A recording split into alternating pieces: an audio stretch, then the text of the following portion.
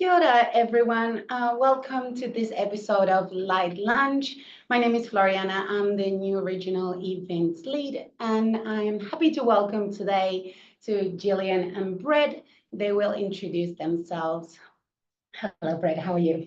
Good, Floriana. Hi, everyone. I'm Brett Murray. I'm the Chief Executive with SiteSafe New Zealand. SiteSafe, a lot of you probably know, is an industry body, health and safety body, created by the industry for the industry. We advocate on behalf of the industry around health and safety issues, both with government and within the industry. We do a lot of training, and we provide a lot of products and services which go to support businesses managing their risks. So that's what we're about. Kia ora. Hi everyone. My name is Gillian Brookes, and I'm a flexible work specialist, self-employed, and I do a lot of work trying to create new and different ways of working for across all industries, including construction. So particular focus at the moment on frontline flexibility. Thank you, guys. So basically, the format, it will be based in two sort of questions, a set of questions. So the first one will be what keeps you awake at night. So you will tell me three things. We'll go first with Brett and then with Gillian. And then the second part is just to get to know you a little bit more, more personal questions. And then feel free to share anything that you liked. So the first question is, maybe share the top three things that keep you awake at night, Brett. Okay. I think if I start from the top, we know infrastructure is hugely important in the economic recovery of the country. We're dipping in and out of recession at the moment, and the government's coming under a bit of criticism, whereby we had the previous government accused of writing checks that couldn't cash, and the current government of putting everything on hold. I think one of the things for me as an industry player, and I have a lot of discussion with people in the industry, is recognition that infrastructure will play a huge part in our economic recovery. The industry needs a pipeline of work. We need skilled labour. We don't need our labour moving offshore to Australia and other places. And I think it's a real opportunity for us as a country to create careers for people in construction infrastructure as we come out of that. The second one probably is the safety of the industry. Construction gets a bit of a bad rap, yet there's a lot of really good stuff going on in health and safety and in mental well-being, which has come to the fore over the last few years as well. I've often looked at it and thought if we're trying to attract more people into the industry at all levels, a safe industry is an attractive industry, particularly for our frontline workers who carry a lot of the risk. When parents are sitting with their kids over the dining room table and saying, what industry do you want to go into? It's not a great sell if dad's saying, well, do you know how many people construction injured and you want to be a builder? So, I think all of us doing our bit to make industry safer will benefit productivity and benefit attractiveness of the industry.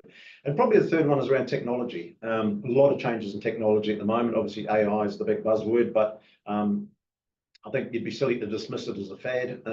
It is going to be transformational over the next 10 or 20 years or more, pretty much like the internet was. But that technology comes at a cost. And one of the things that SiteSafe have been working on is how do we get that technology into the hands of small businesses? 80% of our members, we have over 6,500 member firms, 80% of those are under 20 and 80% of those are under five people. And it's a big ask to get them to stump up. There's a plethora rather of products on the market. How do they know which is best and suit their business? And we've been doing a lot of work over the past year, working with the industry on pulling together products and building products that we can take out to industry and hand on heart say this will do the job for them. So yeah, that's probably my quick 2 cents worth there. Those are really good things. So like fair things to keep you awake at night. Yeah.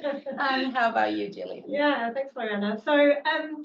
So for me, I think the big thing that's keeping me awake at night when I think about the construction industry is how do we create more choices for more people when it comes to their hours and days of work. We know that there's a couple of things. We've got a really long hours culture that from a a safety point of view and a wellbeing point of view, as well as a productivity point of view, is quite harmful. So that's the first thing. And the second thing is that we've got a divided workforce across New Zealand Inc. So we've got the hybrid workforce that can have more of those choices and has got accustomed to more choices, particularly about where they work and increasingly when they're working. But when we look at the front line, those choices are not available in anywhere near the same level. So that divide between the front line and everybody else right now is unsustainable. So how do we create more pilots in construction so that we can test and learn and create more flexibility for more people, so we can have better productivity, better work-life balance, and better safety on site as well? Yeah, that's pretty much it. I don't know if that was 3, but it felt like probably it was. Yeah. No, that's fair enough. That's okay. That was great. Actually, I think it is, as we were talking before, it can be across all industries that those things can be applied for. Absolutely. So another thing that's fair enough that will happen to everyone that keeps them awake at night. That's right. All right, shall we move on to second part? Right. What are you reading, listening to, or watching currently? Oh, I mean, one of the things I do for relaxation is listen to music, and I guess I've got pretty eclectic taste there. From jazz, blues. I tend to, as I've got older, I've tend to gone for more acoustic stuff. I used to like rock, and Led Zeppelin used to be one of my favourite bands as when I was younger, which is probably showing my age. But yeah, I listen to music. What am I reading? I'm reading a book at the moment called 21 Lessons for the 21st Century, and it's by Noah. I'll never get his name right. Noah Yuval Harari, and it's really good because it was written quite recently, and it covers off a lot of the challenges that we're facing, and trying to put that into context of what it means for New Zealand, which all sounds a bit deep, but it's not really. It just gives you a bit of a broader oversight of how change is happening, because when you're in the middle of it, it's quite hard to see. It's only afterwards that you look back and went, wow, how much things have changed in the last while. What am I watching? I watched a couple of series recently called Slow Horses, which stars Gary Oldman, who I love. You might have seen him as Churchill in a movie, and he plays a British spy master for MI5. A mate of mine kept telling me I had to watch it, but it was on Apple TV, and I didn't have Apple TV, so I had to go and get Apple TV to watch it. It's always the I'm case. quite glad I did. It's always the case. I said, I've already got Prime and Netflix. Yes. Tell me I've got to get another channel. But yeah, so that's what I'm. Thank you, Brad. How about you, Jill? Yeah. Well, one of the things I'm reading at the moment I'm really enjoying is the Seven Sisters series. I don't know if you've read those. But yeah, they're a range of novels of stories, but they're kind of based on the mythology of the Seven Sisters stars, and yeah, they're just a weird. I always read fiction before I go to sleep, and if I try and read non-fiction before I go to sleep, my brain's just fired up and it doesn't work. Yeah. So that's kind of the stuff I'm reading at the moment, and then yeah, in terms of other stuff at the moment, there's always so much on the go for me. But one of the things I'm kind of keeping an eye on when it comes to kind of what's going on in the industry is, as Brett was saying, kind of keeping an eye on what's going on over in Australia and what's going on in the UK, in our, in the construction industry in terms of the future of work. Because what I see is, as I read and watch and learn from what's going on overseas, we are falling behind, and that does concern me, and we can see that our terms and conditions and the way that we're operating is not keeping up with some of the best practice and the new things that are happening overseas. So yeah, really want us to kind of keep playing the game. Yeah, got to be in it to win it, right? You'll be the lead in that then. Yeah. To show new things to New Zealand. That's right. Yeah. Second question is, what is something you do for yourself to help with your well-being? I've always been into sport, since I was young. Just the types of things I do changed as I got older. One of the things that's been a constant for me since my 20s is going to the gym. not to be a bodybuilder or anything like that, but to actually just keep fit. And I think as I get older, resistance training and keeping shape, functional training becomes more and more important. So I do that. I play a guitar badly, but I plug away at that. And the other thing I do, which I've got back into after about a 15-year break, is started playing golf. I'm not sure if that's good for my mental well-being or not. Actually, I think it causes more problems than it solves. So they're probably the main things. Yeah. A bit of fresh air and a bit of sun as well when you can in Wellington. Yeah. How about you?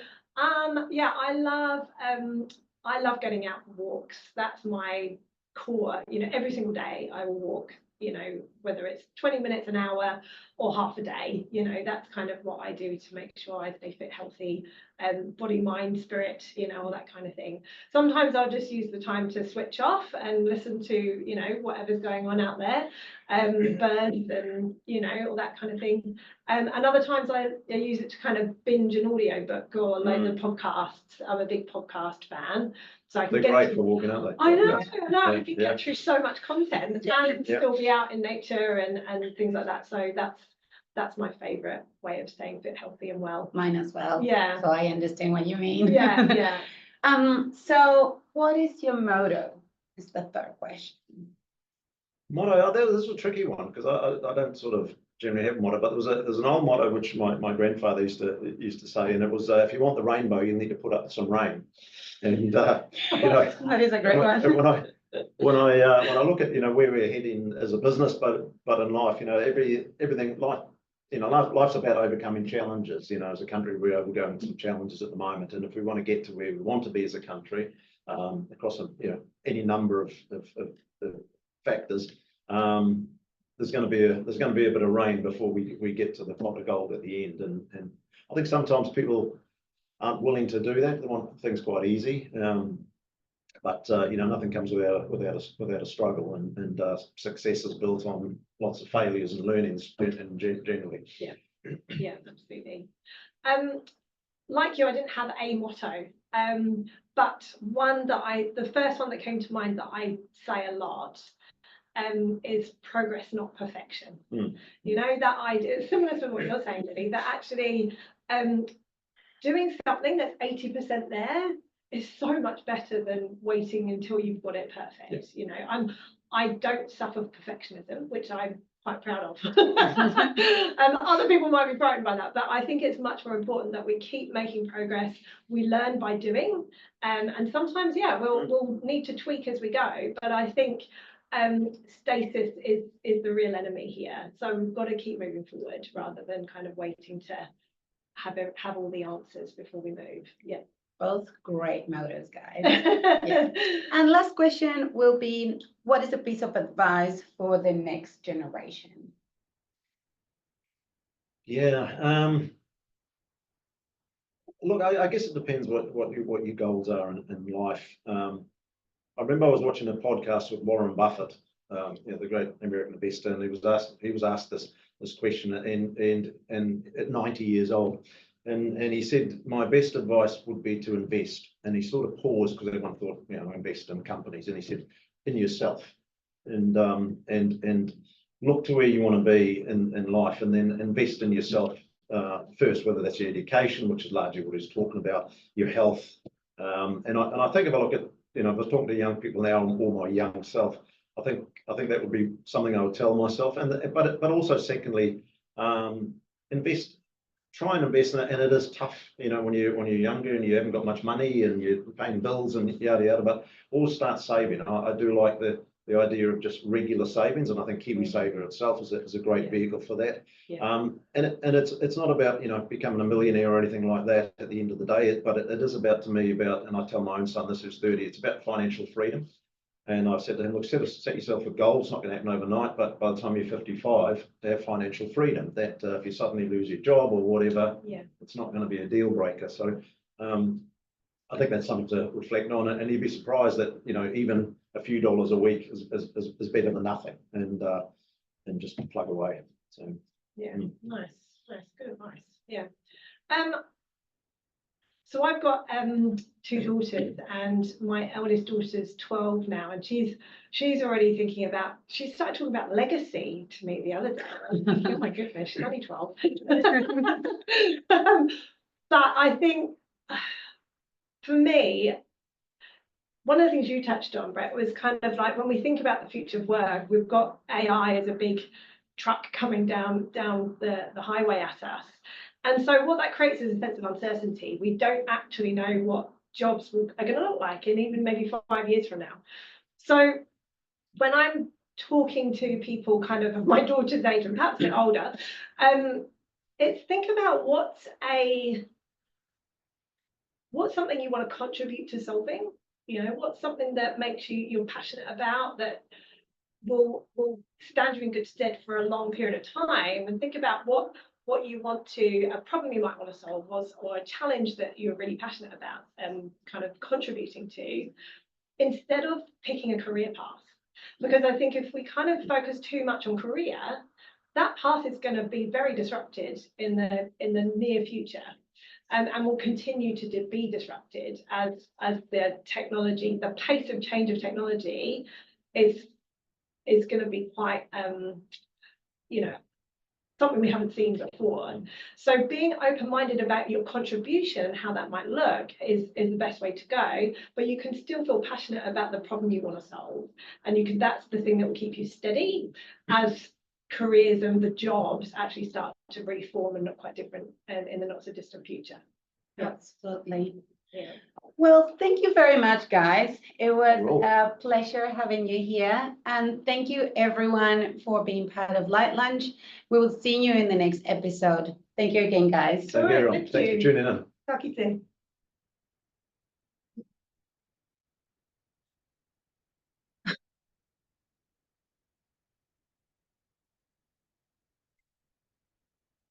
I think you were worried about nothing. Yeah.